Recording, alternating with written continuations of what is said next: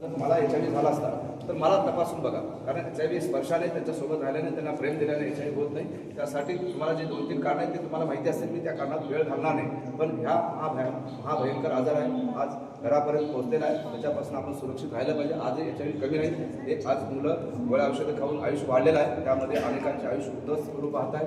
तुम्ही सावध राहा. एक चूक आयुष्य उद्ध्वस्त करणारे, एक प्रेमाचं नाटक, एक कुणातरी काहीतरी आमिष दाखवलं तर पूर्ण आयुष्य उद्ध्वस्त होऊ शकतं.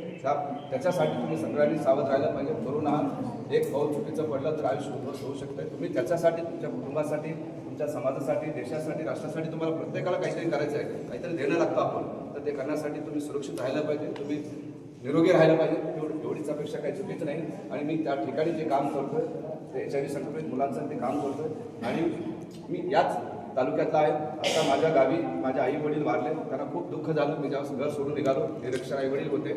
आई वडील समजू शकले नाही. वडील त्याच माझ्या, कारण मुलगा शिकला, नातेवाईक सगळे म्हणायचे शिकला, काहीतरी निघून गेला, संन्यास घेतला, लग्न केलं नाही, त्याचं खूप वाईट वाटून घेतलं वडिलांना.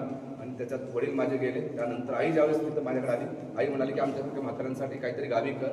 तर आई वडिलांच्या नावाने मी आत्ता जे रस्त्यावरचे जे आजी आजोबा असतात त्यांच्यासाठी पण छोटंसं काम मी इथं सुरू केलेलं आहे. त्यासाठी एक उद्घाटनाचा मागच्या वर्षीच मी त्या ठिकाणी 5 लग्न आणि उद्घाटनाचा मी तिथे कार्यक्रम घेतला. मला उदगीरशी जोडायचं आहे, तर मी धोंडीपरगा गाव आहे, तिथं सगळेच तिथं येऊन गेले.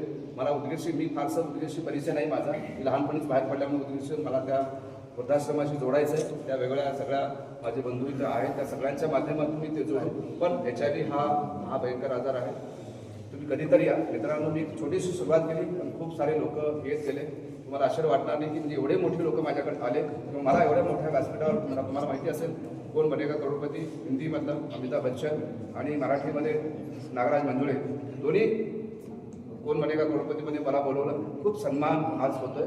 पण यासोबतच तिथल्या लोकांनी जो विरोध केला त्याचाही मला सन्मान त्या लोकांकडून मी घेतोय. आत्ता परवा आम्ही जेलमध्ये जाऊन आलो.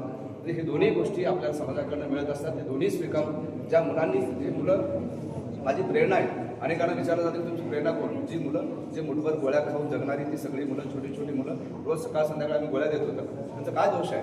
त्यांचा काहीच दोष नाही. त्या आईवडिलांनी कुठेतरी चुका केल्या आणि ते आईवडील निघून गेले. अशी सगळी मुलं माझ्यासाठी प्रेरणादायी आहे. कारण तुमच्या आईवडील आहेत, तुम्हाला कॉलेज आहे, सगळं असताना तुम्ही निरुत्साही जगता, नकारात्मक आयुष्य जगता. छोट्याशा कारणाने मुलगी काहीतरी म्हणली, मुलगा काहीतरी म्हणला, मग तुम्ही त्या विचारातनं, त्या ह्याच्यातनं आत्महत्या करण्यापर्यंत मुलं पोहोचलेली मी पाहिले.